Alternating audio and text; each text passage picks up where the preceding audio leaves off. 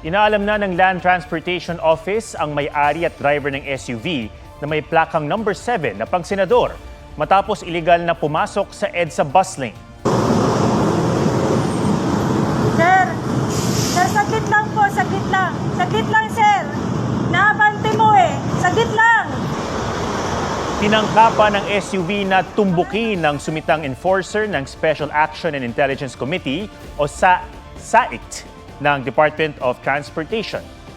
Hindi kita sa video kung may senador na lula ng SUV pero nakita ang mukha ng isa nitong sakay. Umatras ang SUV sa katuluyang sumibat papalayo. Ayon sa LTO, peke ang license plate dahil wala itong security feature na meron sa mga lehitimong plakang pang-senador. At walang ganitong plakang in-issue sa naturang modelo ng SUV. Agad daw ipitatawag ang may-ari at driver nito oras na matukoy.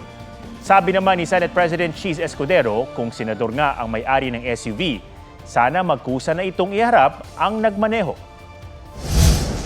Kailangan lamang naman nila ipresenta yung sarili nila, magbayad ng fine, at kung may paglabag doon sa paggamit ng protocol plate ay isurrender yung protocol plate. Clearly may nilabag sa na batas yung SUV yon na dapat panagutan.